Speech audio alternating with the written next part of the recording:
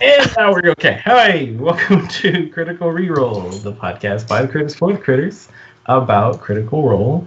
I am one of your hosts this week. My name is Matt. With me are also these two lovely people. If you want to say hi.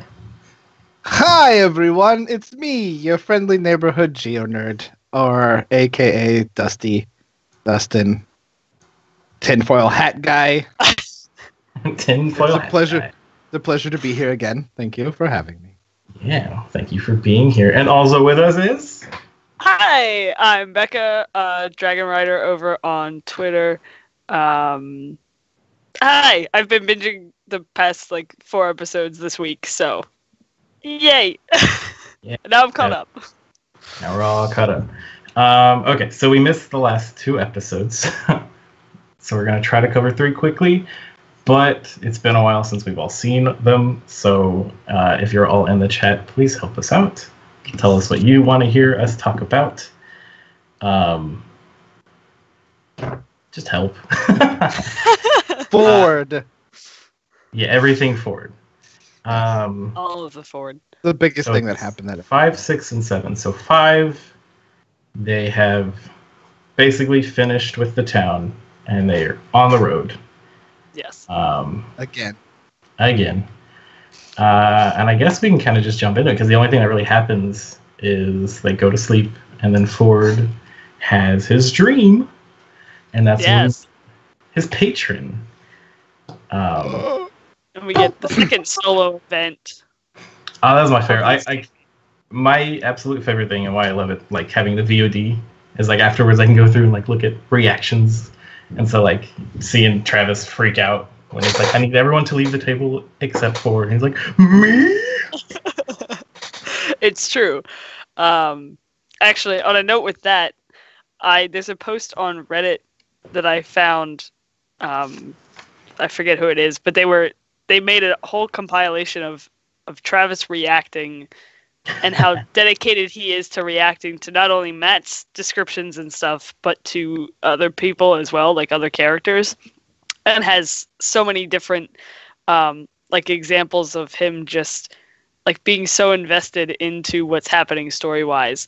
So then I went out and found at an Otakon panel in 2015, he was talking about how sometimes he just gets caught watching. He gets so invested into the stories. So the fact that now he has this one-on-one, and everybody's his reaction's fantastic. I'm yes it is. Yeah. He's probably the best fanboy of his own group. Yes. Because he's definitely and I think a lot of it would stem from him as Grog never participated a lot in the thing. Yep. So he would always just be sitting there listening, and I just love how immersed he gets in the own game. And then he's just what? Yeah. No. Or how he's one of the first people at the end of any session to be give Matt an applause, great session again. I'm that's cool. That's great that someone does that. So let's go ahead and dive into the Fjordcast. Talk about his one-on-one. Fjordcast. Well, hello there, partner. So he's... Yeah, we're doing it starting now. Yeah. Oh, okay. That's new. All right, never mind. That's all improv just now. Yeah, no, I have an idea of making some sort of graphic go across, Fjordcast. Yes. But, so he is asleep, and Matt describes him kind of in this timeless void of nothingness, of darkness. And then he's choking on water, and then he's not choking anymore, and this large eye appears in front of him. And Travis is just a child looking at him in awe. And then he is described a low rumbling sound in his head. And this thing starts to speak. And the first thing is that Travis does yet another voice for Ford. Yes. We've had 6 so far. Which just fans the flames. It does. He's just picking on everybody. We know it at this point. But I don't know. What were you guys' initial thoughts of this whole scene unfolding as this thing tells him multiple words watching, potential, learn, grow, provoke, consume, And then lastly, reward and patience. What do you guys got? I mean, I don't remember what my initial thoughts were, just because I was squeeing so hard during all of it, because I just I don't know what the patron actually is. I mean, it's definitely sea related. It could be a kraken. We don't know really, because we just saw an eye, and then he's telling them to like learn and consume, and like it was just crazy. And then like when he woke up choking on salt water, you're like, whoa! I didn't expect that. I thought it was just gonna be like a dream. Yeah, but then it was like so like he was like, what? A lucid dream. Yeah. And you know, because you look, and we've talked about this before with the Hexblade. Okay, hang on. The Hexblade is sorry, dog aggro. Dog aggro. It's the chair. It says that it's your taking you're making a pact with like this entity of the Shadowfell, but I think Matt's going more sword based. Like it's the actual sword, or it's something that's in the sword, and like I don't know what it could be. Like it's just I am excited to see what it is. I have no idea. Yeah. I have no idea what it is. Well, for me, because I had been behind and am like hadn't seen that episode live or even within like a few days, I kept seeing all of the art of the big giant eyeball and itty bitty Ford like floating in water, and I'm like, I'm intrigued. I'm very intrigued. So when I finally was able to watch it earlier this week, and it got to that scene,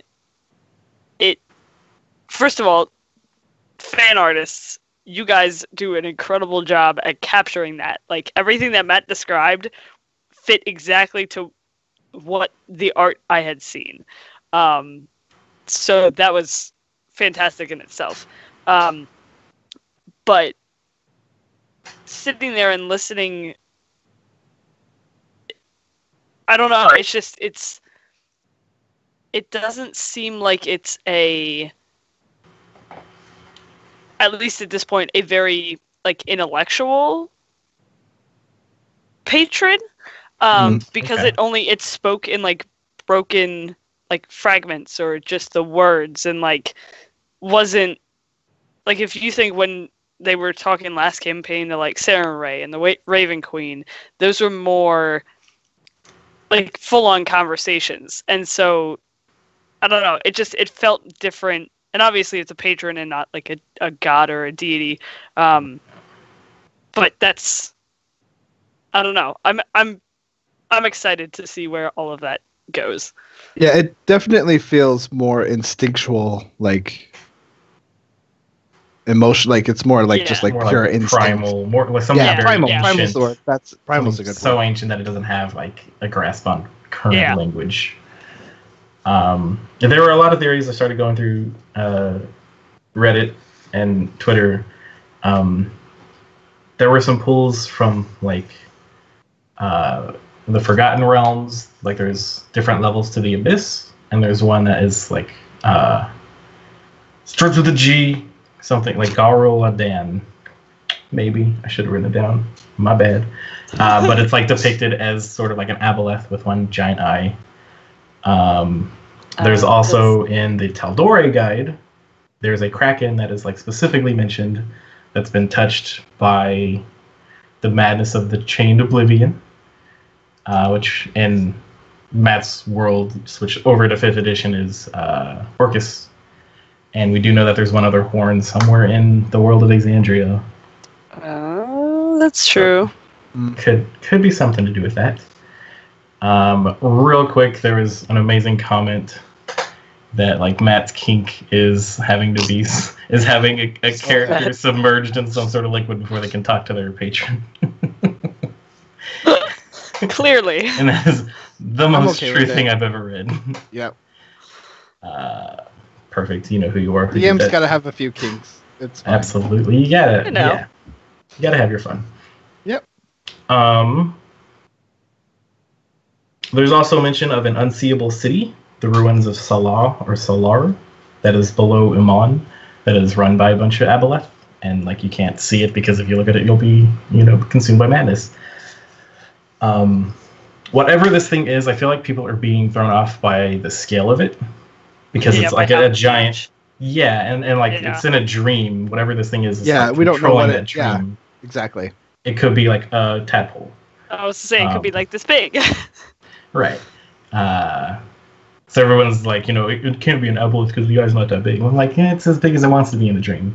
Kind of like how the Raven Queen could be enormous or small and like talk face to face with Vax. It's 100% a goldfish. Yes, Jess, you are correct. Everyone go home. Foil hats off. It's a goldfish. We're done. Game over. There is Dune. Uncle Ook, tell me more about There is Dune. Let's see what else we got. Yeah, Ford's a good boy with a bad patron. That could be fun. True. It's a good old boy with a bad old patron. One of my thoughts. Oh, go ahead. No, you're the guest host. You go ahead. I'm intrigued as to him getting the sword. Like, I know he kind of touched on it, about saying like how he was out on the ship. I think he mentioned, and that's where like he acquired it.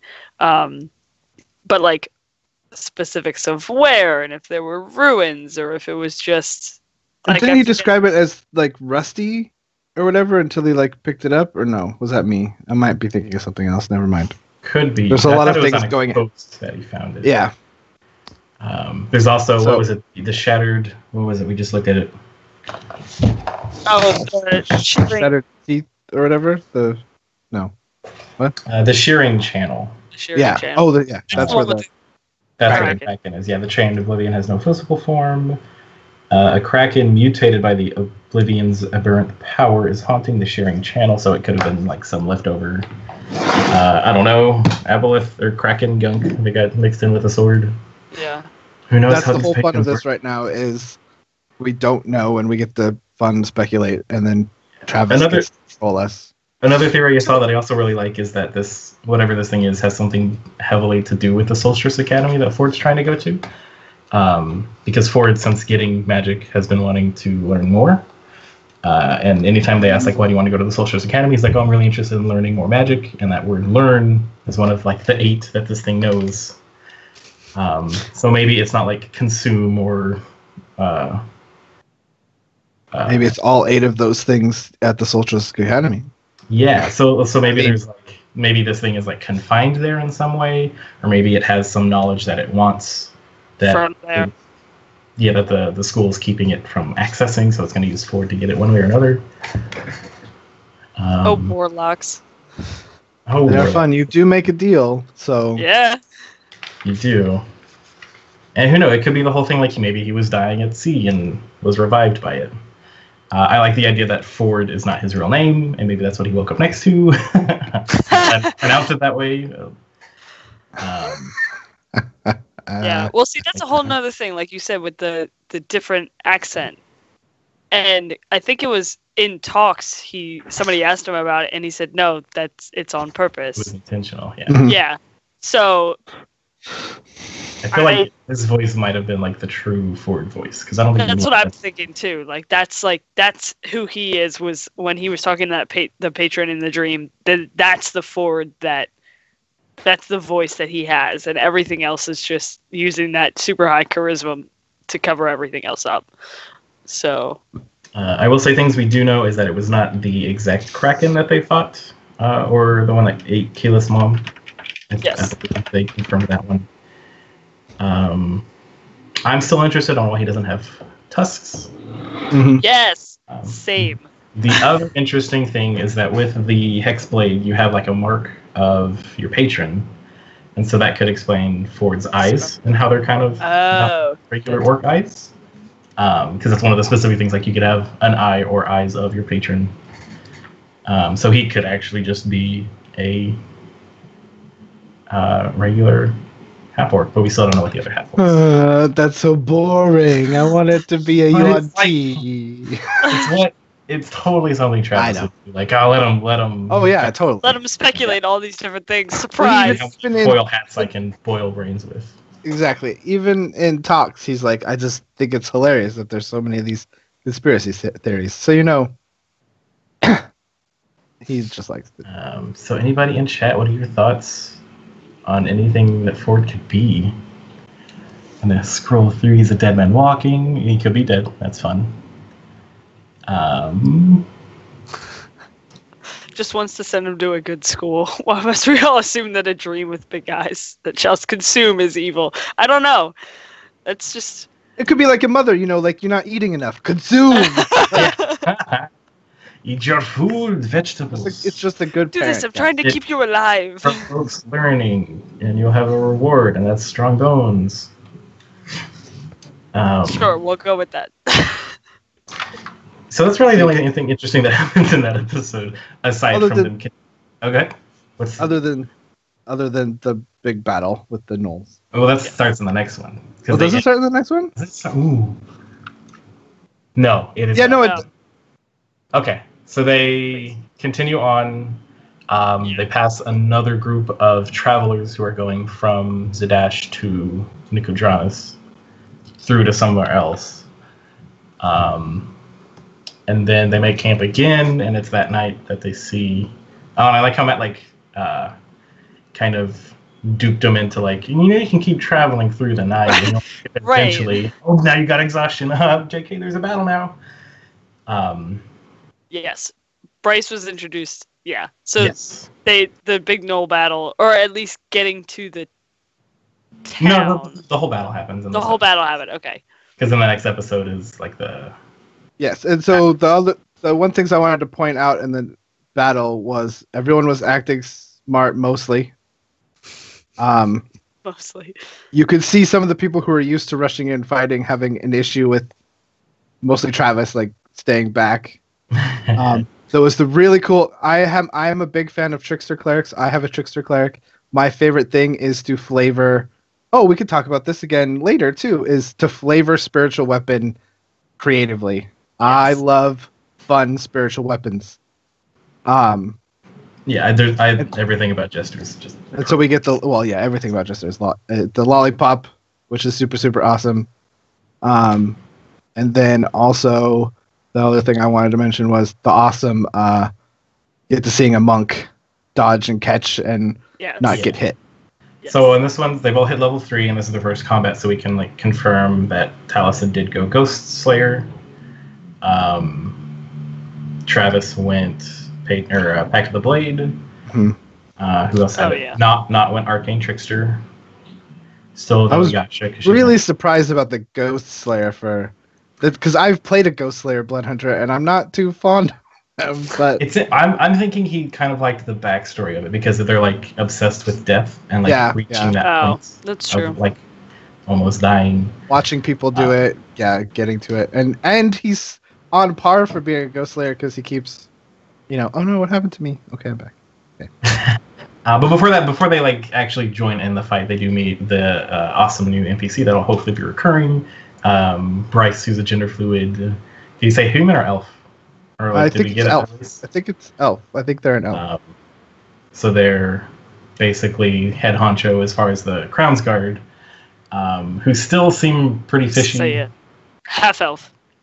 Half elf. Awesome. Yes. Thank you, chat. Oh yeah. They said they had elven features, but not full. Yep. Ears. Still sort of regal, but not fully. And they kind of gave them a task before they didn't know exactly what these dog creatures were. Some of them were probably assuming werewolves. But then they're however much gold per, or was it 10 gold? 10 gold per Gnoll ear. No, okay, we got Gnolls and we got a way to make money. Was it 30? It was 30 gold 30. per So ear they brought because 12 they ended up with 12. So it was what? 360. Yeah, that's what it was. Nice. Yeah, 30 gold. It was so they all stupid. go out and they do learn a lot about spell conservation. You can't use everything. God. They blew everything immediately. Those low levels, though. Level 3. Level 3. We learned the usefulness of Armor of Agathis. Not running into the burning building and doing the whole "this is fine" meme. Although that was hilarious. A lot of great. And then it's interesting how he's playing that, because like we know she's a goblin. We know she left the rest of her goblins for some reason, and she's been hanging out with a human. But like she's very selfless. Like the goblins are taking, or the gnolls are taking people, and then towards the end of the fight, they start retreating with what they've kind of gathered, or who they've gathered. They start leaving, and Not's the first one to like, all right, I'm going to jump down, I'm going to go follow him. And then we see in like this most recent episode, she's like, there's people in need, I'm going to go piss off a manticore. Yeah. Whoops. We'll get Let's to also that. talk about how Matt is really excited to use gnolls and really excited to describe just how horribly vicious and gross they are. They are indeed. I think he just likes making the noise. That too. He's really good at it, to be He's really fair. good at the hyena noise. But Yeah. Yeah, I kept forgetting they were humanoid hyenas when later they leave the town in ruins, and there's like hyenas guarding the base. Yes. Other interesting parts. I kind of disagree with Matt's decision to retcon that whole thing, because he asked them all like what they want to do, and Sam speaks up and like Not's gonna run and follow him, and then Matt describes the encounter like the head honcho Gnoll turns around and is gonna go and do its 2 attacks against Not, and it wasn't until that point that Taliesin and Laura were like, oh well, we didn't get to go, and we were gonna totally go around the corner. I don't know. I would have loved to see that play out beforehand, because then he retconned it to be like, okay, he's not going to go into melee, the Gnoll's going to use his bow. Right. But yeah, that's just my 2 cents. Are there any other, besides Bo being a badass and dodging every single attack that came at her? I No, love that's monks. Basic. Once again, almost deaths. Fun, stressful. She still hasn't really used any of her Way of the Cobalt Soul, has she? No, I I don't don't think it she's hit used until any. level 3. Well, Yeah, they but are. even like she's been hitting stuff, she hasn't been using whatever the features are. Let's see what she got at level 3. Path of the Juggernaut. I thought that it didn't Be able to take see the until- weaknesses or whatever. I don't remember. Chad's saying a bunch of no's. Yeah. So. You can extract crucial information from your foe at level 3. You can use a key point to make the target make a saving throw, and you learn an aspect of the creature. So she hasn't done that. So it's possible maybe she didn't take Cobalt Soul. Don't know. Or she's just not using it and using all the other monk stuff. Yeah. I'm thinking, well, here's my thing with that, is a lot of the stuff, because it's, I know you just put it away, but it's like finding out stuff like specific to the creature, like, Yeah. so I feel like if you're fighting gnolls, that's not as big of a deal, because they're just, I mean, it's like a monster hunting kind of thing. Whereas if you're going up against like a sorcerer or some magic user that's like coming at you and is a person, True. then it'll be helpful. But You in can this case, learn- it hasn't. Creature type, armor class, senses, highest saving throw, lowest saving throw, damage vulnerabilities, resistances, immunities, and condition immunities. Yeah, so I feel like with gnolls, that's, I would have.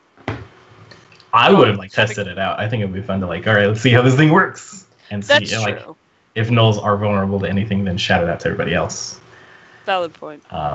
But yeah, she's been using her key effectively for Yeah, the flurry of blows and what's the Step other? of the Wind, Yeah, Patient Defense. that was good. You took off that, Dustin. It's very warm. It's a little toasty. Let's see. They ended. I did quite enjoy after the fight when Bryce runs up and they're like, "Thank you for your help," and blah blah blah. And Jester and or Laura and Marisha are like mimicking, like, "Yeah, it was great. We were having fun." They're still cutting off the ears. Is there anything else we could do for you? let's see what else happens that episode. That's really I think it. that's it. They like go around and They Yeah. they did get to. Didn't they end up going because they long rest? yes, they got to So they stay go at an to inn the- that Bryce yeah. told them about. And then And I think it ended once they got to that inn. yeah, It did. because they're all in Then- the same room with 4 beds. Yeah, yeah, yeah. And then the next week, next Okay, episode. so let's move on to the next one. There you Since go. we spent half of the episode on this already. That was 5. Damn you, Ford.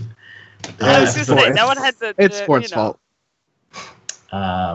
That was episode 6. Picks Yes, up on Molly them. gets drunk at the end of 5. Molly does get drunk and has a silent panic attack. That I thought was interesting. Molly's really good at holding it together in front of groups. Yes. Keep an eye on that. It's intoxicated.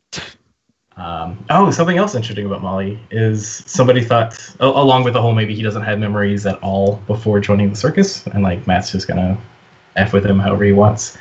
Somebody mentioned maybe it's possible that he's a far traveler because he's a variant tiefling and is like purple. And maybe that kind of has something to do with why he's so interested in different beers and alcohols. He like It's because he's not drinks from. them like he's like, I've never had this before. Or maybe he just doesn't remember having them. I all don't of know. these things. I'm super invested in Molly and Ford's backstories. More than I've ever been on any other character. Ford, I can agree with. Molly, I'm like, I would be interested to see where it goes, but Caleb has hooked me in, so I got Ford and Caleb's backstories. Gotcha. I'm like, What tell about me you? Yeah, more. our highlights. Right, Sean in disguise. I don't think so. Never. Don't hide a comment like that with Kappa. I see you. I see you see our highlights. Okay, so next episode, they are tasked with kind of running errands in town and then also going to meet Bryce at the Broad Barn. yes, Just to be a Broad Barn. little morning situation was just ridiculous. Oh, that was great. I love that so Jester being Jester has to like talk with everybody. And Oh so my she God. offers to help make breakfast and then afterwards switches to salt and sugar. Terrible. I love it. It's the best. Anymore. She gets to be Laura. Yes, Basically. true statement. Oh, jeez, what happens? They talk to Bryce. Bryce has permission from the Starosta. Rose, I think something. It's like another name for a mayor. That person isn't nice. No, and they also had a trip to a possible brothel that Jester knows about. Yes. I hope that's true. I really hope that. I remember typing that theory to Jess and be like, Jess, I think her mom possibly owns a brothel. I don't know why I had to Excited mimic all the cats. typing. Yeah, which I mean that explains why she's seen so many dicks and knows about syphilis and Having legs or whatever the heck they say. always I forget drawing what they dicks. And maybe like the Traveler is a real big deity that's like worshipped by brothels because people travel. That's not a bad. I like that. I What said was it I- eventually. And then she's got like a pickle obsession now. That was This Pickles is are somebody. good. Yeah, Someone mentioned pickles, and then she's like, "I gotta find a pickle jar." now I have pickles. So they go around a couple places. They talk with a gnomish man who lost his inn. They kind of grill him for quite a while, thinking he has information about all this town. And But they learned that a lot of businesses are getting ready to like pack up and leave because they lost him, and they're like, "No, we're gonna figure some way for you to stay." They're slowly becoming heroes. very, very slowly. Caleb goes on a search for a bunch of incense and like gathers some charcoal from the wreckage so that he can. Can I go gather all of this charcoal? Yes. The obsession with getting all of the reagents is killing me in this. Like I need a cat. Yeah, the NPCs are great. Matt voiced them all pretty differently, but all kind of similar. There's the one Texan guy who's amazing. Who Where runs was the the broad. season? Oh, that's what it was. Thank you. It's like a big general store now. It used to be a barn, and then crops failed, and they started selling off their equipment, and that was like, hey, we're making more money this way. So they became a general store. And here's an interesting theory that I think came from this episode, is that Not wasn't always a goblin, that maybe she was something else, and through Volos, there's the monstrous origin of being either cursed or you had the polymorph spell cast on you. Which is interesting because it's weird that a goblin, A, is, being friends with humans, and B, has a lot of alchemical knowledge because she's over there making bombs and like asking for stuff to make acid at this place. True. Or no, poison. Well, they asked for poison pesticide. And acid. And yeah, that's right. That's specifically, was like, do they have components for acid? And he's like, yeah, 12 gold. And he's like, never mind. Forget it. He being Sam. But yeah, what do you guys think about not a goblin? Or originally not a goblin? I don't know. I don't think that's a theory that I'm on board with. Because I want not to be a goblin. And then when she was talking to the lawmaster during the trial about her clan or whatever, she was all the more than ready to sell out them. I don't know. Yeah. But then there's also when she was talking to, I think it was the gnome, she was like, I've also been through a terrible accident. Like, maybe that's what it was, her being turned into a goblin. That's true. And that could be a reason why, and I got this from Jess and Rowan, that Liam's character is going transmutation, because then you get the transmutation stone later that can like almost cure anything. So maybe he's working towards that to like. But I do remember Liam talking that he had this character ready for a long time. True. So but you can amend things. You can be like, I've got this character, but now I'm going to make it with Sam. But now we're tag teaming. Yeah. True, Rowan. Yeah. I don't know, because I don't like it not being a goblin. I just want not to be a goblin from the start to the end. Yeah. I think that's much more fun. At least for me. No, I like monsters, though. I mean, I'm literally starting to play a kobold in a Planescape campaign soon, and I just love little monsters. There you go. Nothing wrong with that. So yeah, I don't buy that theory, but well, fine. You don't to each their own style. I'll find a new seller or buyer. Interesting theory. I was like, do you have one? Do tell. So they get what items they can find, then they swindle somebody out of their horse using, Charm Person. Molly Mock uses Charm Person to trick the Crownsguard, the young Crownsguard guy, to go get on a horse. So they have two now, and then they're off. And I don't remember exactly how far they travel, but they eventually come across the carts that were used to bring people out of the town, Alfield. And that's when we started getting them the trademark previous Vox Machina planning sessions. What are we gonna do? What's the plan? Where you end up stick with the plan. Where after a while, as a watcher, you're just like, okay, go, please. Yeah, please, like, let's do the thing. Please. I just want to know. So this one, there's just the two hyena or three hyena just guarding the area. They don't really see an entrance into a mine or anything yet. Right. But then they kill them real quickly within like 6 seconds in one turn. I was to say, I think they lured him closer with the bunny.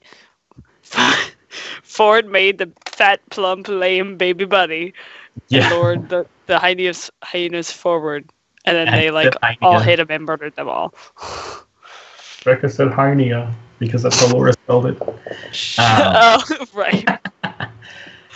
Let's see. They uncover the entrance. They go in, and I like that Matt's kind of this campaign being more strict on how much time they use to do things.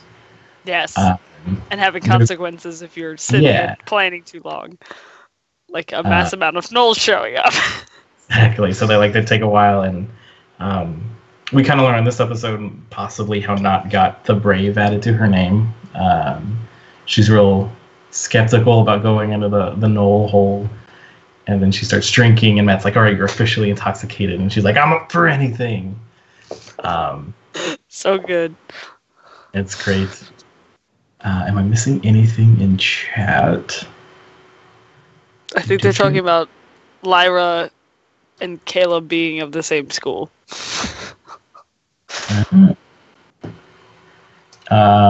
Still curious if Matt House rolled the DC for Tiefling. I think they just haven't really looked at it that it's part of the Tiefling ability and not their person, because I think it's based off charisma for Tieflings, their inherent spells, Hellish Rebuke.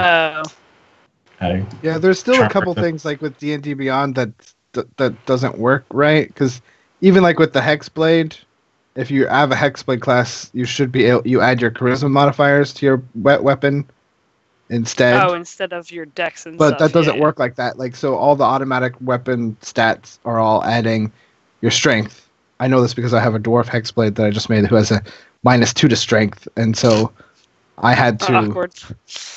I had to do that addition myself because it doesn't. So I mean, there might be some stuff messed up with in D&D Beyond. In that on their sheets wise anyway. Right. And that we have the whole don't tell me what I can and cannot drink when she gets drunk. But eventually she goes in, sets off a trap, almost gets knocked out. That was so good. I like that. I like Sam's use of message. Yes.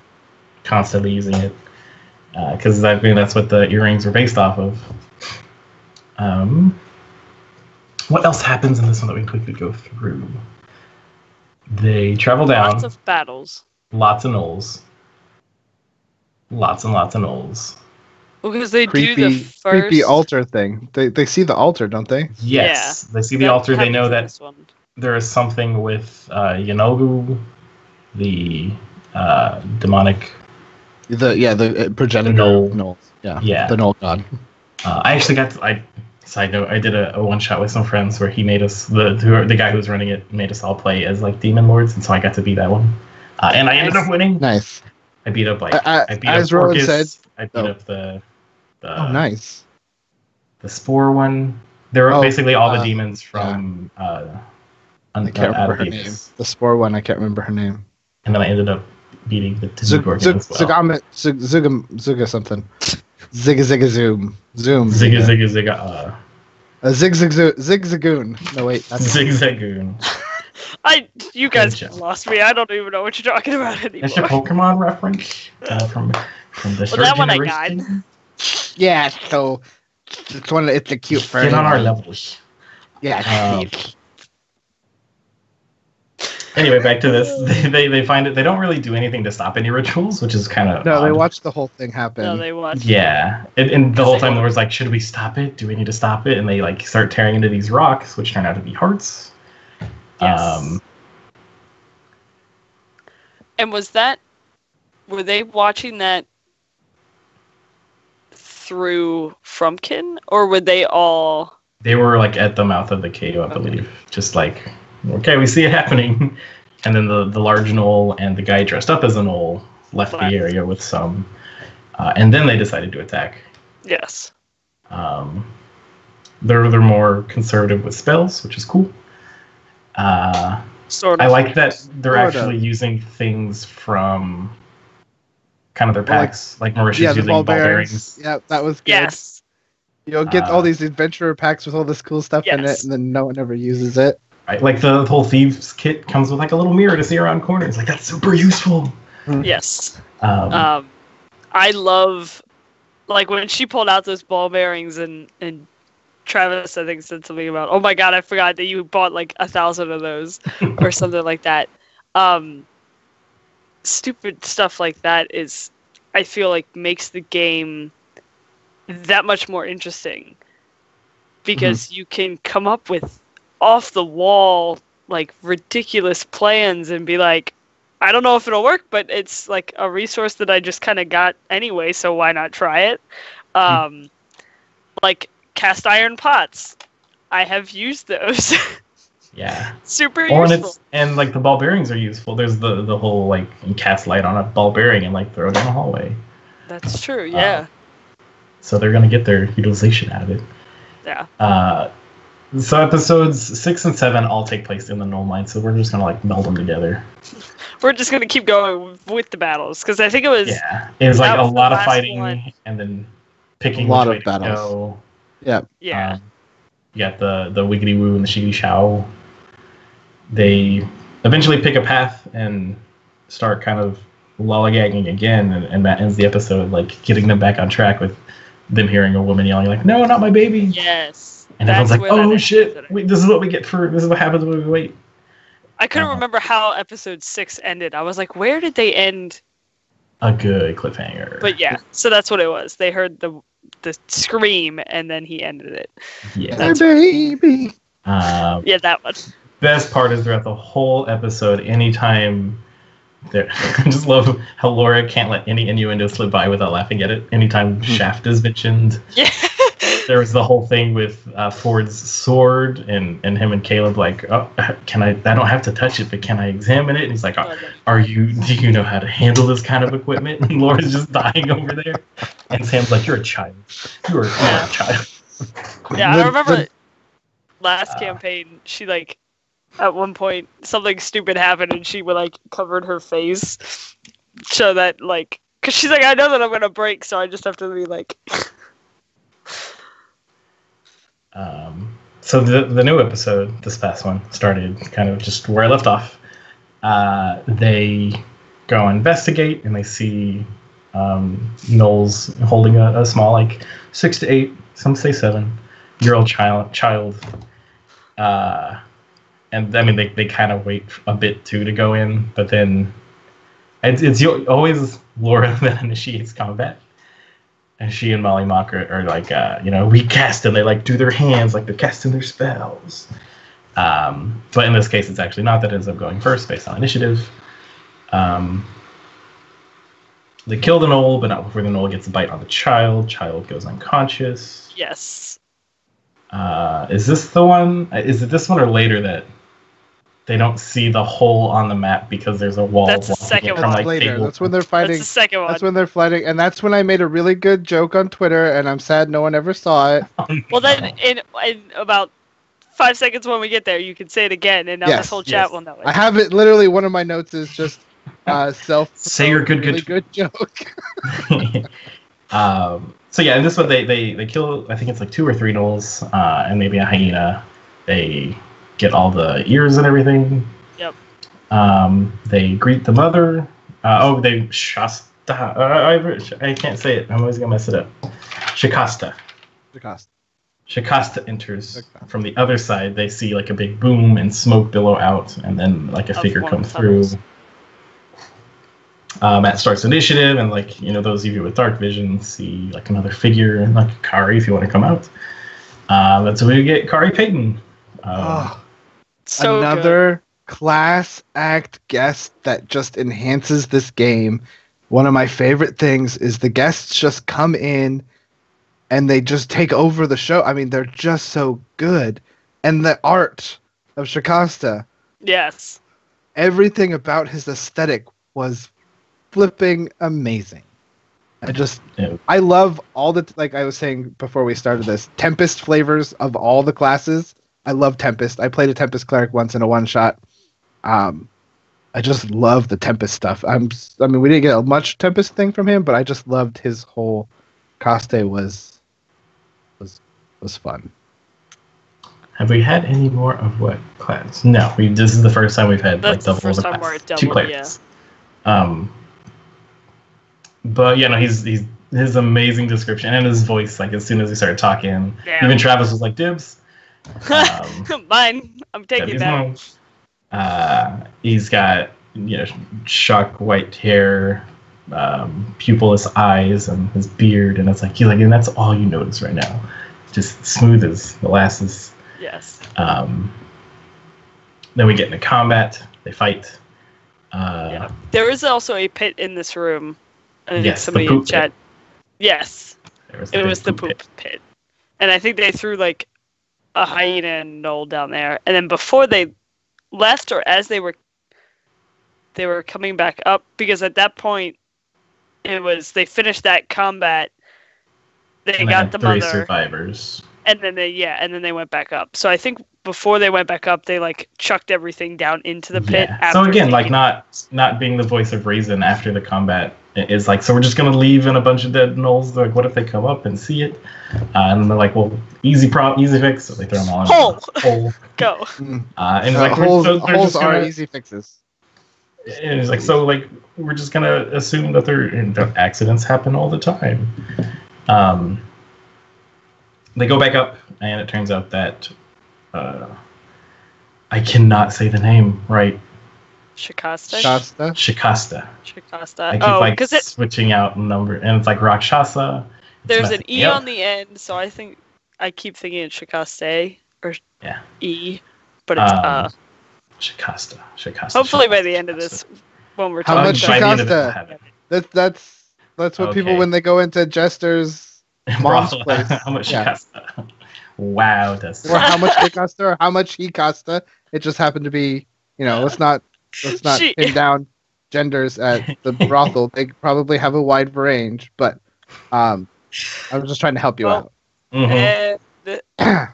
Now, that's how I'm gonna remember it. Apparently. Yeah, like I'll never mess up again. Well, there you go. So they save the mom, the child, and a gentleman from another cell. I like that Molly Mock just unceremoniously, is everybody alive in here? Then they all head up, and this is where they make the decision to take a long rest. Shikasta has a safe house where he's been pulling out his own rescues. I like Matt's descriptions more so this series, that he's kind of keeping it in this weird dark place.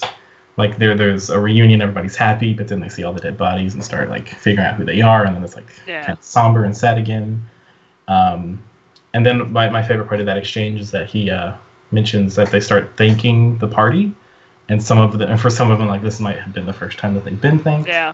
So they can deal with that luggage or that baggage how they want. And so they go back down, following the same route. And it's once they get to this next area where there's Gnoll, Matt's well, did you guys decide to take a long rest? And they say yes, and you kind of see him write something down. Rest. Short rest. And you kind of see him fiddle around, and we find out what the consequence is later. But in this area, I forget what exactly made them want to fight immediately. Shikasta sent the bird, the Grand Duchess, down through, saw the hyena or the regular Gnoll guard, then kept going through, saw big spiky guard. Okay. And then came back, so they chucked the ball bearing down. Nothing happened. Didn't notice it.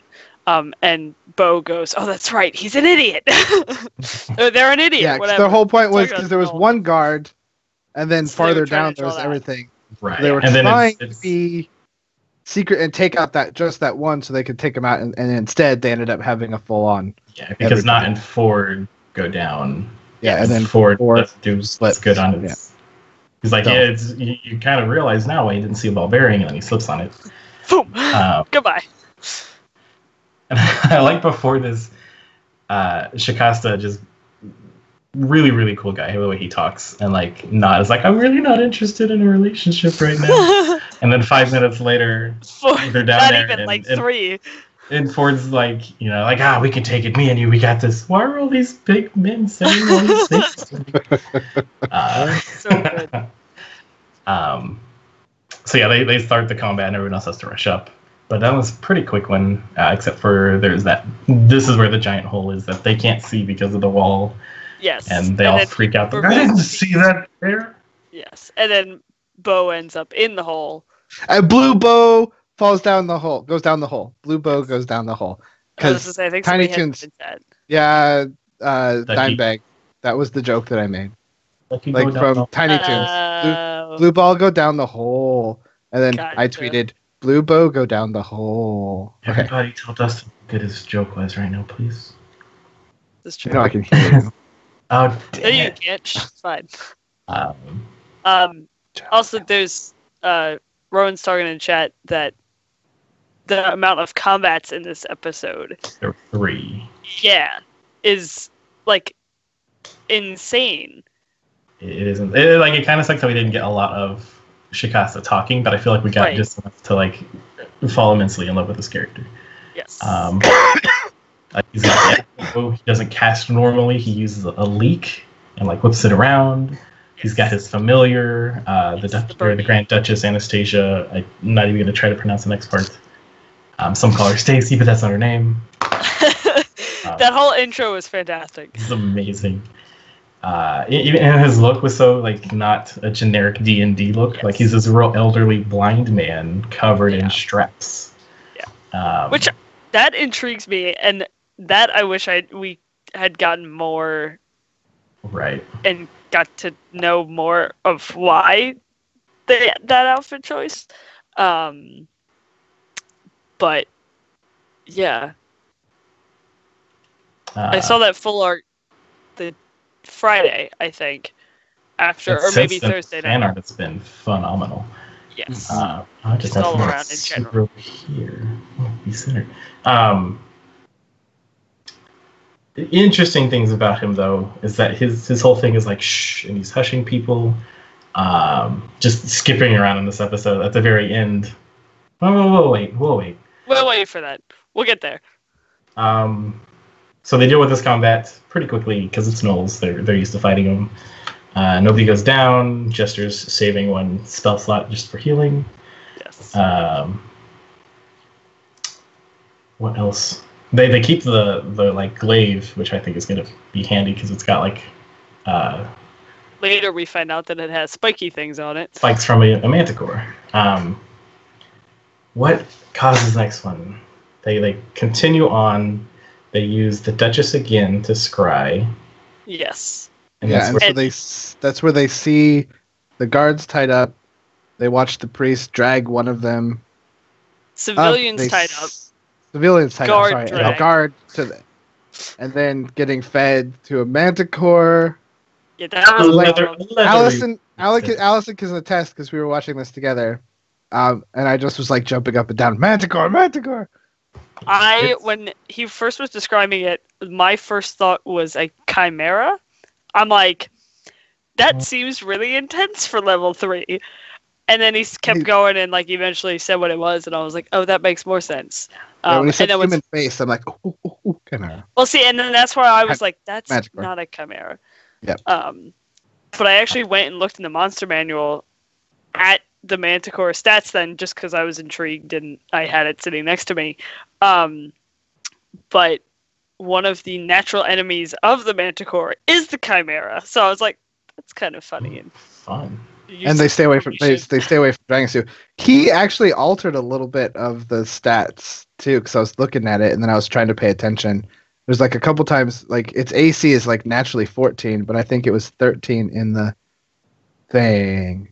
Yeah, this one. It seemed that this one was suffering like from hunger. Like, yeah, it was definitely like weaker than a normal manticore. Still pretty intense for but it them. was still like when they found out the manticore, I was like, okay, I don't. It's like think that run. they were, well, I was like, run. I'm like, they're not going to go in there to fight. They have nothing left. I mean, how are they going to fight against whatever that And we Gnoll get the next planning person session. wearing the Gnoll or the person wearing Gnoll bits and the Yeah. manticore and a baby. And I'm like, no, there's no way. Like, There's not. forget it.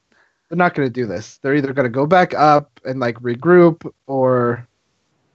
But no, they went in. So they and I have was the just like, ideas. I They're looked like- at Allison and I'm like, they're all going to die. They're dead. So they're like, well, let's run in, get the hostages, and go. Let's use the boomsticks, which somebody pulled up. Like, that's an interesting point that they have boomsticks because Yeah. gunpowder is like a new thing. Oh, Maybe yeah. maybe TNT's like a common thing for miners now. Well, it's also been, what, 20, 30 years since this was Vox used. Machina. So, yeah, like, we don't know how much all of that technology has spread. yeah. True, So true, maybe true. it's going farther and more widespread than what it was. It did So yeah, the initial plan is run in, get. Oh, and it's also discovered that the Manticore has a baby. So that could possibly lead to why it was not as beefed up as a normal Manticore. Like maybe it just gave birth because this thing hasn't opened its eyes yet. This is true. And the whole thing about like, you feast. She's what's the term they use for her? The hungered one, the something one. I don't remember. Oh, I know what you're But they're talking like about. they're like worshiping their Gnoll deity through her. And so she's like, your god has nothing to do with me, but I accept your offerings. They please Yes. me. And so they end up charging in, not sneaks. And I like how Sam's using Mage Hand to Yes. like untie everything from afar, but it still is very confusing if you're like being held hostage that your stuff's And you're being, like, what the? what is? I didn't do this. I don't want to die. Yeah. And that goes back to your point of not being the selfless, like wanting to help other people. Like the fact that she went in there and she was like, I'm gonna go take care of these guys and try and get them out, and she's not drunk anymore. right, and she used her mage hand to get off the ropes, and then she went and used message and said like GTFO, like run kind of thing. Yeah. That I feel like that's very telling for her personality, even with seeing other sides of her. Like that's one of the branches of her personality that you're like, okay, so it's not normal goblin. Like she cares for other people and humans, and it doesn't, like, not even just humans, it doesn't matter who it is kind of thing.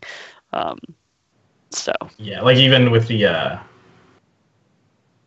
child, Not's like, I'm gonna go hide, but there's a child in need, and so runs out there and helps. It's like there's layers. It's interesting. Maybe she's more an ogre than a goblin because ogres have layers. I'm trying to make as many references that are terrible as I can. So I got Spice Girls, I've got Pokemon, I got Shrek. Like we're gonna keep going. full of memes, apparently. Yup. Combat starts with the Manticore actually walking up the steps, kind of being clued in that somebody's here, and then makes eye contact with the group, and then all hell breaks loose. True statement. Oh man, so like not freeze both of them, messages them like as soon as the priest does something, get the fuck out of here. Yes. It doesn't happen. They all go in and fight. I like that Jester, like Laura knows that Jester only has like the one spell left, so she's like, I take out the sickle and I'm gonna go in melee range with a Manticore. Natural one right off the bat. She uses the sickle.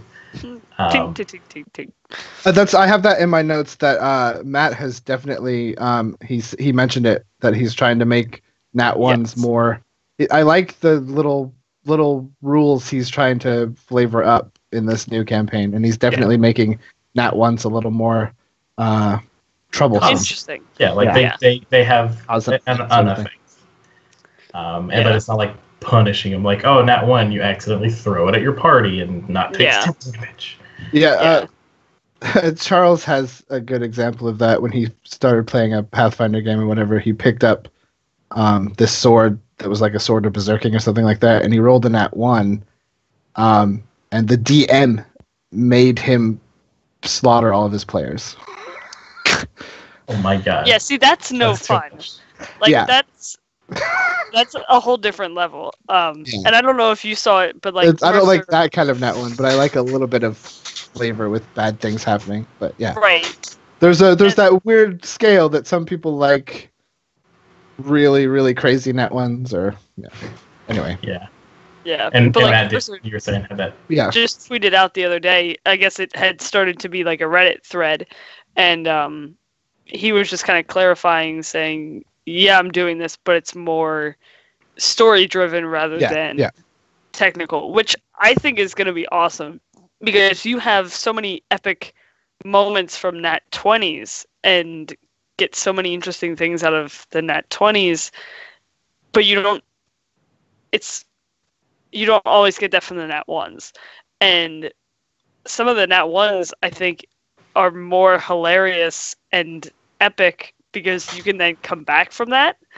So, like, Laura dropping the sickle and doing whatever, at some point she, like, redeems herself. She's, like, starting to do the dancing, whatever, in front of the Manticore as she loses the sickle. And I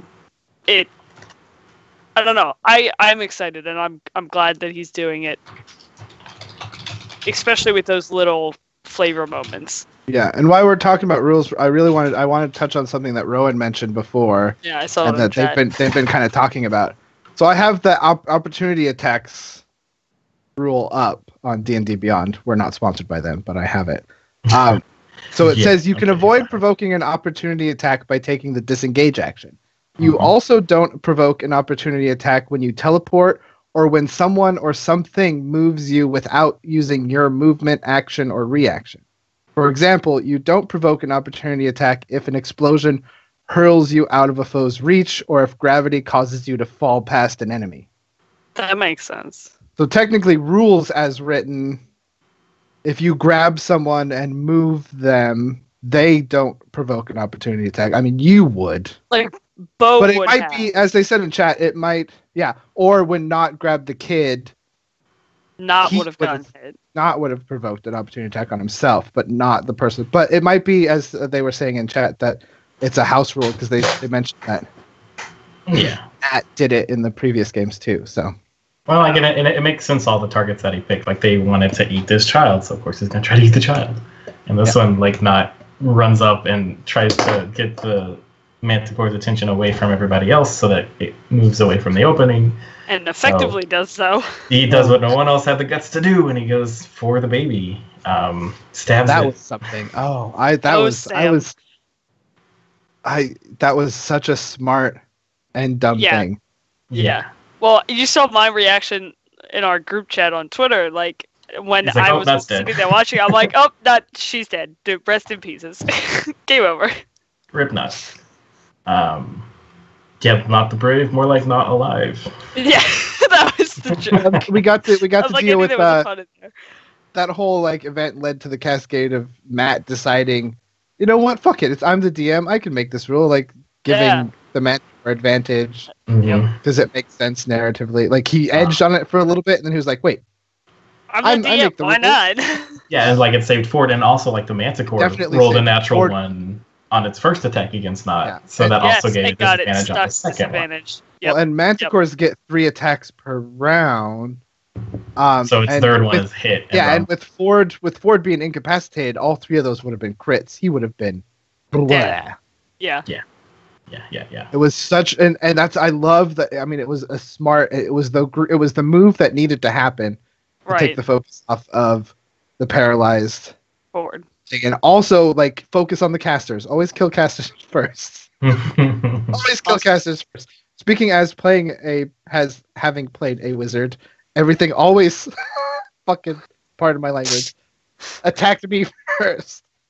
And even at level 20, I think I only had at level 18, I had 70 hit points.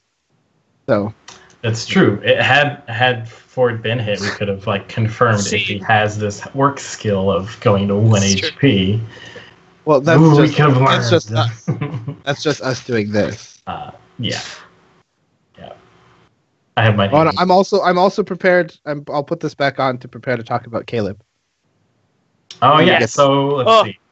Which we're very close to that. Yeah. What else happens? Oh, we've got like the Golden Girls bust spiritual weapon. Oh, yes. Oh, good times. Great. So. What other fun? Oh, Jester. So let's see. Not goes down while in Bo's arms, and then Jester's taken down with a inflict wounds. Ooh. I love inflict wounds. As someone who plays so many clerics, inflict wounds is amazing. Like, it sucks that it's touch, but if you just happen to nat 20, that is so much damage for a first level spell. It's amazing. Like 60-10. It's ridiculous. And so, let's see. The Manticore is super focused on that, but hold on. Shikasta hits the priest, who loses his whole person, making Ford able to run down and give Jester the potion, who then uses her cure runes to bring Not back. Yep. Who then uses hers Tasha's Hideous Laughter on the Manticore, saving them yet again. And then I love Hideous Laughter. You have totally used that, haven't you, Dustin? I've used it. As when I played Thordrin. Yeah. Okay. I used it a bunch. It actually saved us with the tiefling that wanted to kill us, the one that I flirted with. Oh, yeah, that's right. Yeah, like Hideous Laughter saved a bunch of us a bunch of times as my bard.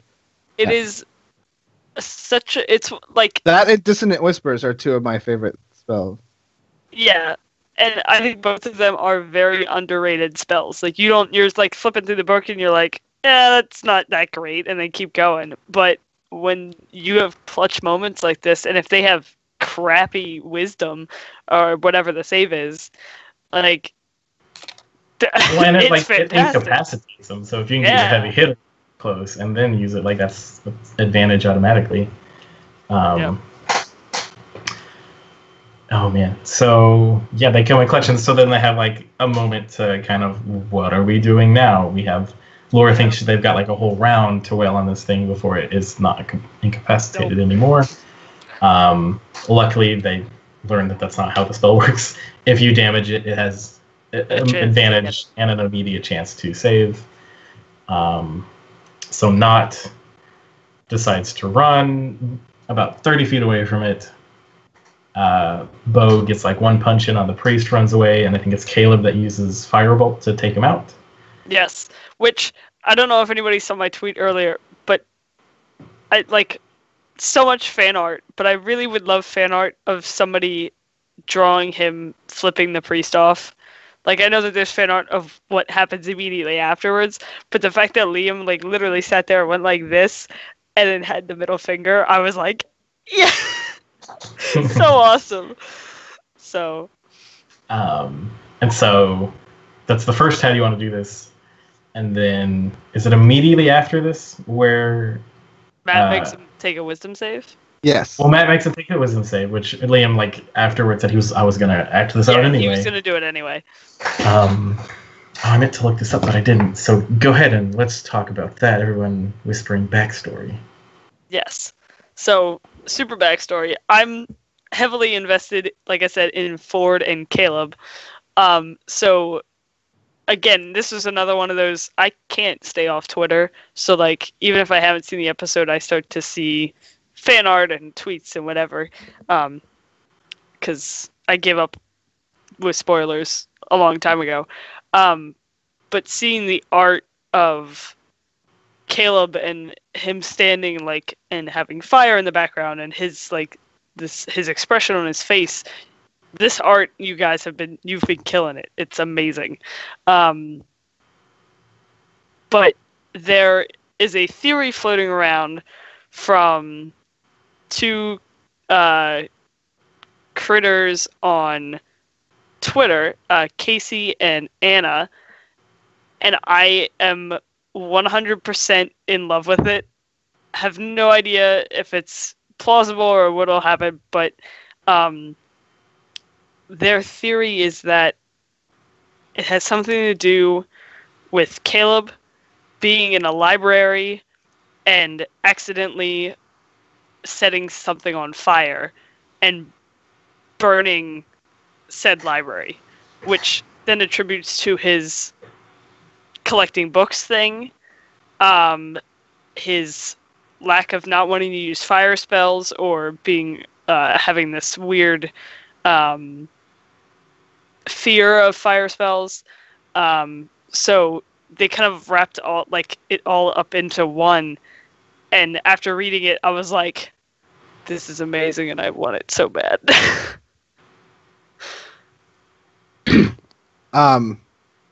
Yeah, I've kind of Rowan just mentioned at Kimchi Draw's theory about Caleb being a deserter war mage is the one that I'm backing 100%. And I'm kind of like, I just heard about that and I'm like all in for that. Like, I mean, we get a little bit of pieces of Caleb saying that he was out of magic for a while and he got back into. I think he said something about like not practicing it for a while and got back into it. And he seems like he's a little old. Like my whole thing is like, oh yeah, what if he's like something traumatic happened, like him using magic and like something bad happened and like. But yeah, I'm all over this whole like deserter warrior wizard kind of thing. I mean, I just love wizards. So what you're telling me wizards. Is that Caleb is Roy Mustang after Ishvala and decides to not do stuff with fire anymore. This is all I'm hearing. Yes. Thank you. He's Roy Mustang, motherfuckers. You're explaining this story and I'm like, he's literally Roy Mustang. That's it. It's done. We've done it here. We figured him out. Out. Then that explains my love for him because I also love Mustang. So there we go. Case solved. I'm done. It was so good. It was like him whole freaking out and just like sitting there. I was just like, anytime there's any little crumb of backstory, I just like dive on it like a hungry fat kid, which I am all the time. I can say that. I am one. And another thing that like, fits in with this, so in Curse of Strahd, there's different backgrounds specific to that module. Yes. And there's the haunted one. Yes. Which is literally you're haunted by something so terrible that you do not speak of it. I have a haunted background in my Warlock. Yeah. What are we up to? Count 6, David? No, it's 5. That's the same. That's the same. But like your harrowing event is prior to becoming an adventurer. Your path in life was defined by one dark moment, one fateful decision, one tragedy. So it could be whatever this event is. And if you look through the harrowing events, there's ones that's like you did terrible things to avenge the murder of a loved one. So he might have like burned someone to death. That maybe like he had a younger sister, and that's why he's super attached to Not. Yeah, that makes sense. Or there's the other fun one, since everybody was on like the whole maybe he's a werewolf. There is one that is specifically. That theory. Well, there's a specific one that's like you were cursed with lycanthropy, but you were later cured, and now you're haunted by the innocent lives you slaughtered. Oh. So it could be any of those. It could be anything. I don't know how that would deal with fire, but yeah, for a while, like in the first like episode or two, I really, really loved Werewolf Caleb, only because of the aesthetic. Like for no other reason, I didn't think that it was plausible at all. But I'm like, Caleb is giving me Lupin vibes from Harry Potter, so yes, werewolf, totally. Let's see what else. There's the interesting thing that we kind of mentioned beforehand is that Laura's character Jester, when she does Hellish Rebuke, it's cold damage. Mm-hmm. Which we're not sure if that's just a flavor thing. What's up with that? I don't have any theories. I just thought, I didn't think anything of it. I was like, I thought it was kind of like Draconic Bloodline, where you kind of pick the damage of your breath weapon. I thought that was maybe the same thing with tieflings. I'm starting to slur my words. Like Hellish Rebuke is usually just described as green fire. So it's interesting that like it's cold, and they all decided to start doing cold damage after that. This was odd because like Ford does his Armor of Agathis damage, and then Liam started doing that with Chromatic Orb. Green Flame. Green Flame. What else? Do I have any other notes that are interesting? Well, somebody in chat mentioned Molly kind of shaking Caleb out of his weird thing afterwards, which is just, that's another, like, yeah. Wasn't that the kiss on the forehead? Yes. Yeah. See, that's the thing, though. Like, I don't think there were a lot of people are doing fan art and like talking about like how much of a romantic thing. Like, I don't think. No, I don't think. I think it's purely. No. I think it's just. but I just thought it was like adorable. Like it was like a Yeah. weird, like it's not something you expected Mollymauk to do. It's the opposite of that, though. He's kind of like treating these people the way he's treated his carnival family. Like, Right. Yeah, well, yeah, yeah. accepting them. Like, And I'm going to that's be with what's these people for a while now. to me is that we're starting to now see these guys, like you had the pockets of groups as allies, whatever, but now you're starting to see that bigger group dynamic, and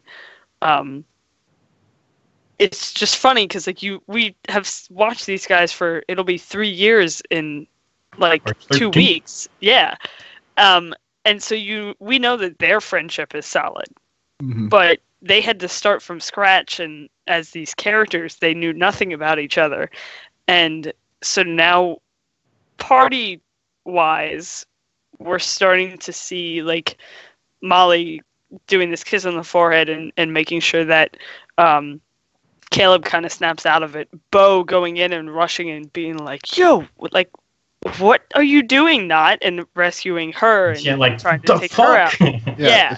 And like There was those a are lot Knott's of first stuff. words when she goes back to life. The fuck? Yeah. Yeah. So And like she just hops out and just runs away. these little things of you're starting to see them become closer as characters, and I think that seeing those connections grow is going to be fantastic. Because like with Vox Machina, we caught the later end. Like they were already level 8 and had been through so much. They had a keep. They had like all this stuff, and with these They guys, had history. we're seeing it from scratch. Yeah, so I'm I don't excited. know, the kiss on the forehead thing. What I liked about it though is that it kind of, since we know nothing about Mollymauk's backstory, and I feel like neither does Taliesin. Yeah. True. But maybe what he does know is like maybe Molly had like some sort of similar event or like had that same reaction to something, because Molly didn't talk when he first joined the circus. So maybe he like, oh, I know exactly what he's going for or going through right now. I know that there's time for that later, that we need to focus. And so that was like him. Like it was an intimate moment, but not like a romantic moment. I don't know. I really liked that.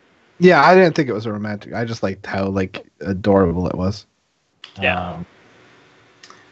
Let's see. Oh, and then so combat ends with them with of course the guest getting the how do you want to do this? Yep. As with per sacred usual. flame of all things. Yeah, 6 points of damage from a sacred flame. Solid. Because half the time those don't actually hit. And the way he described it was great. Like he like hums like a set forward with his fingers and then sends it in and explodes the chest and does it from a place of somebody that knows what it's like to lose a child.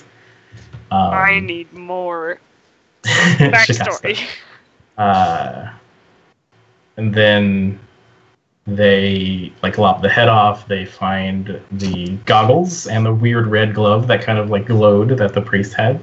Yay, magic loot. Goggles are going to be amazing. I am pretty sure they're like night the vision. owl night. Yeah, they're gonna dark help vision the humans. goggles. They're gonna help the poor humans. Yes. What else was looted? I thought I had it written down. I remember writing the word loot. Damn. Well, the glaive they we talked get- about. They get the glaive. They also find a ring with a blue gem. And a rod. They find a wand or Like something. a knife. that might- Yeah. Oh, a yeah, nice that's right. stick that doesn't fit in. And then they find the manacles. And then this is where it gets interesting because Shikasta does his So fog cloud. good. And it's like my favorite moment. Like, there's a fog cloud, and everyone's like, "What's happening?" And he's like, "I walk up to Knot." I thought he was gonna bamf, like, and just be Yeah, gone. I thought he was gonna go out too like that, but So what This was actually better. happened was so much better.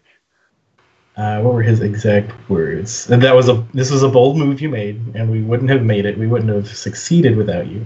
So I say you earned that gold, but make no mistake. Be careful where you put your fingers. So prior to this whole thing, Knot stole Shikasta's pouch, just because.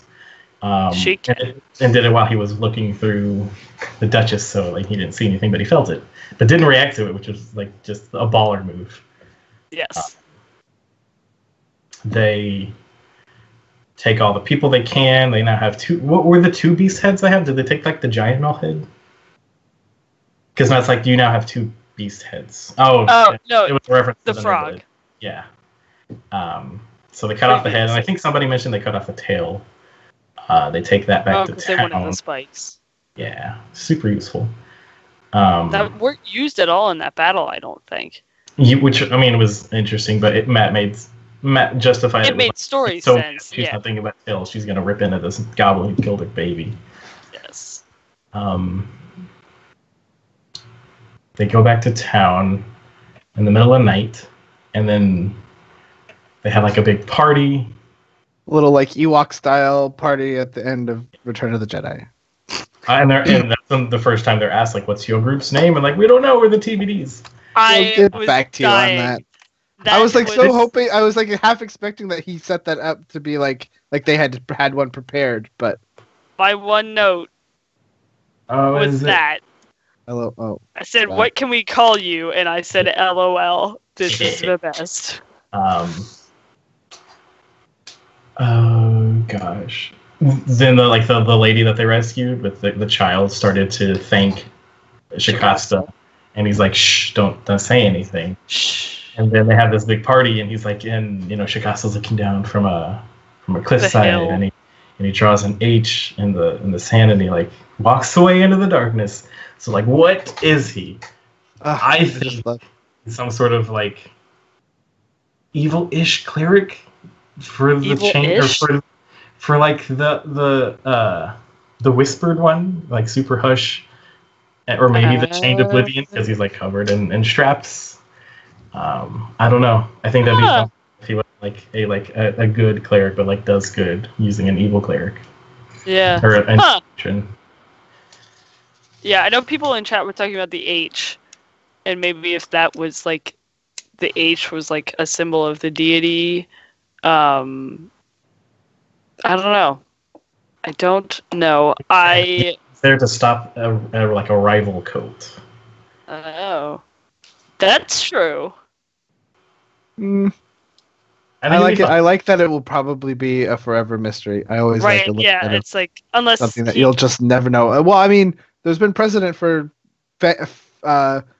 certain guests who become very popular to come back, and I would love to see more of Kari come back. Yes, Kari was great. I mean, I loved him as Ezekiel in Walking Dead. So well, see, now here's my thing. Like, I guess they announced it at the end of last week's that he was going to be on, and then I saw it on Twitter the next day, and I got super excited because I was like, who is this person? And then I went and searched his IMDb. I was like, oh, cool, he's like a voice actor. And then I saw The Walking Dead, and I was like, I don't watch Walking Dead, so that doesn't help me. And then I kept scrolling, and he's freaking Cyborg in Teen Titans, and I just about the best Cyborg too. Oh yeah! I was like, that's my childhood, and I am hyped. So Kari, come back. Yeah, so I would love to see him again, not only because he's awesome, like guy and actor, and if you haven't seen, I'm hoping that you have all seen him breaking and smashing that Will Wheaton dice. Oh, yep. Because that was also hilarious. My problem with that is that now that dust has permeated. Right, we decided they didn't that put a salt circle around it to keep the spirits contained or anything. They let it loose. Curse the studio. It's right. It's like they were so careful wearing gloves, and then they just smashed it. Some of them might have inhaled particles of that. I know Courtney Kraft said that a chunk hit her. Oh, Courtney, I'm sorry. Yeah. We'll remember you. That's it. We're so sorry. I don't know. Did you guys have any guesses on what the H could mean? No, I didn't. I don't know. I got nothing. Not a clue. I mean, unless there's like some, but I mean, not. I was gonna say maybe some of the deities in the Taldori guide, but even then, that's. What if he's just what if he's just like a walking deity on the ground? He is a deity. He has. Yeah. I mean, he's from there. It's never explained why he can see. I mean, he is blind. He did pretty well. I don't know if he is constantly seeing through the Duchess, which would be interesting. Yeah. Maybe that's why she perches on him all the time. Well, that and it's his thing. Nope. I love all the mystery behind it. Yeah, no, that's my favorite thing is like we don't have answers. No, we won't get answers unless he comes back, which I would love. I think that. I'm like, looking through everyone with H. Well, see, my thing with and you might know this better than I do because I forget, but there's certain gods that are worshipped in Wildmount, right? Or at least in. Oh yeah, there's now. a set pantheon selection of pantheon, and it's not the same as the Tal'Doria ones, I don't think. I don't know. I thought we don't know a lot about this empire. Right, like I think it's two different things. So like we could look at stuff in the Tal'Doria guide, and it's not gonna help us at all because you have a whole separate continent and potential like deities and stuff. I just went through looking at all the H gods. And it might not even be related to his god though either. Like true. Yeah. It's his Zoro symbol. Yeah. Or like we were talking about when he made the how do you want to do this, it seemed like he said something about coming from a place about knowing the loss of a child. So maybe like kid's name, like it could be literally anything. True. And it's gotta have something maybe to do with music because that's like the only time he plays a sad song or whatever. Yeah. I have this like vision in my mind of like the Sacred Flame leaving his hands like a music staff or something. Oh, that would be cool. Yeah. Is there any reason that the group would be staying in Alfield after this episode? Not for very long, I don't think, because there's nothing there. No, I think we'll get maybe a debrief. We'll meet up with Bryce. Yeah. Unless they have more jobs or something like that. But I think they kind of figured out what's going on in there. They've solved his Gnoll problem puzzle. They've solved the Gnoll puzzle. There is the interesting thing, the constant theme of hunger. So like the Nergalid, for whatever reason, got hungry and started feeding. Right, got caught. Which Marisha pointed out and kind of had mentioned that. And now there's this thing that they're trying to satiate some hunger. Mysteries. What do you want to know? Yeah, I definitely think a debrief with Bryce and just the town in general will probably happen. But then I can definitely see the party just moving on because they want to go to Zadesh, and that is their end goal. True. We're caught up. Do you guys have any last closing thoughts? It was a Taz reference, Rowan, 100%. Oh, I was like, that went over my head, but I don't watch that. I think is that number 4 for me. Even though I said problem instead of puzzle. Yeah. Oh, we need a SpongeBob reference. Someone make a SpongeBob reference. You can't just lives in a pineapple under the sea, probably for its patron. I don't know. That was pretty good. All right. Oh Jesus. Well, so thank you guys for watching. This is Critical ReRoll. Oh my god. Thank you to my co-hosts for joining me. If you guys want to reintroduce yourselves, I still haven't figured out a word to say. Do that. This is Dusty, aka Tinfoil Hat. I doff my tinfoil hat at you. Bye. I was to say, I'm Becca, Dragon Rider over on Twitter. Thanks for having me. To the 2 other hosties that are sick / getting over being sick, get well. We miss you guys. Yes. I should have said that at the beginning. Herky and Jess are both out with illness, but we will wish them speedy recoveries because I need help. Don't make us do this. Don't do it. I can't carry this load. Right? People are tired of hearing me, I'm sure. It needs so much help. But yeah, no, thank you guys. We'll be back next week. I'll be posting these as podcasts and everything. Let me click this thing. And what else do we have? I guess that's it. I think that is. Thank you everybody in the chat for talking with us, and everybody say bye. Bye. Goodbye.